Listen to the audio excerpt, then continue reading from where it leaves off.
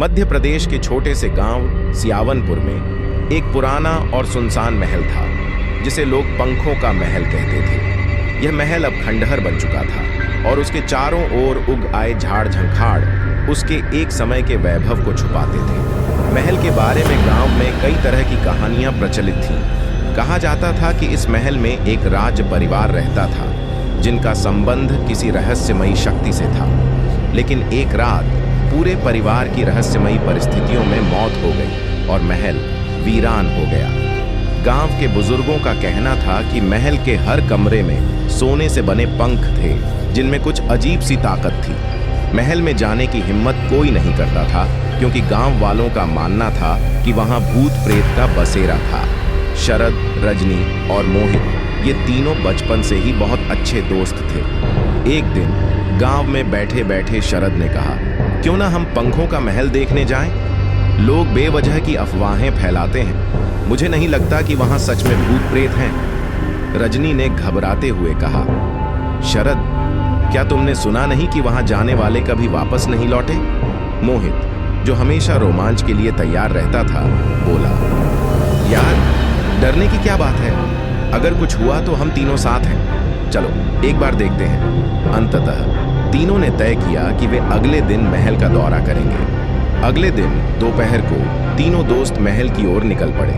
रास्ते में हवा भी अजीब सी ठंडी लग रही थी, मानो प्रकृति भी उन्हें वहां जाने से मना कर रही हो। जब वे महल के पास पहुंचे तो उसके विशाल दरवाजे के सामने खड़े होकर एक अजीब सी कंपी सी महसूस हुई। महल के अंदर प्रवेश करते ही उन्हें एक भयानक सन्नाटा और अंधेरा महसूस हुआ। जैसे जैसे वे अंदर बढ़ते गए, एक अजीब सी सर्दी उन्हें अपनी चपेट में लेने लगी। अंदर एक बड़ा हॉल था जहां दीवारों पर सोने के पंख लगे थे। हर पंख अलग अलग डिजाइन का था, जैसे किसी कलाकार ने अपनी कल्पना को मूर्त रूप दिया हो। लेकिन जैसे ही वे सातवें पंख के पास पहुंचे, उन्हें एक अजीब सी गंध आई। यह गंध कुछ ऐसी थी जैसे कि कुछ सड़ा हुआ हो। रजनी ने नाक बंद कर ली और बोली, ये बदबू क्या है?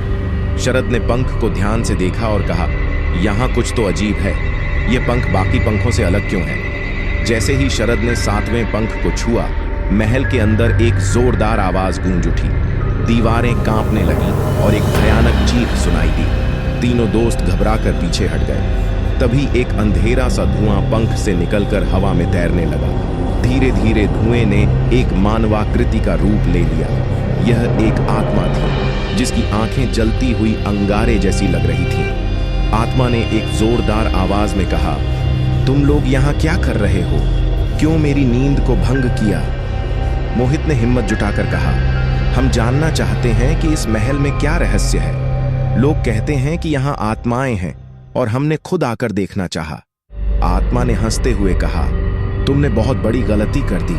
मैं इस महल की आत्मा हूं और मैं यहाँ सोने वाले हर व्यक्ति की आत्मा को कैद कर लेती हूँ। शरद ने साहसपूर्वक कहा, तुम हमें क्यों मारना चाहती हो? हम तो बस जानना चाहते थे कि इस महल का रहस्य क्या है। आत्मा ने कहा, यह महल कभी एक शक्तिशाली राजा का था। उसने इन पंखों में अपनी शक्तियां छुपाई थीं, लेकिन जब उसकी मौत हुई तो उसकी आत्मा इन पंखों में बस गई। हर पंख में एक आत्मा कैद है और सातवां पंख मेरी आत्मा का घर है। मैं यहाँ सदियों से बंद हूँ और अब मैं तुम्हें भी अपनी कैद में रखना चाहती हूँ। मोहित ने कहा, हमने तुम्हें परेशान नहीं किया, कृपया हमें जाने दो। आत्मा ने एक पल के लिए सोचा और कहा, ठीक है, अगर तुम यहाँ से सही सलामत निकलना चाहते हो तो तुम्हें मेरी एक शर्त माननी होगी। रजनी ने पूछा, क्या शर्त है? आत्मा ने कहा, तुम्हें यह वादा करना होगा कि तुम कभी इस महल का रहस्य किसी और को नहीं बताओगे और न ही यहाँ दोबारा आओगे। तीनों ने सहमति में सिर हिलाया और आत्मा ने धीरे धीरे अपने रूप को खो दिया। धुएं में बदलकर सातवें पंख में वापस समा गई। तीनों दोस्त महल से बाहर निकलकर दौड़ते हुए गांव की ओर भागे।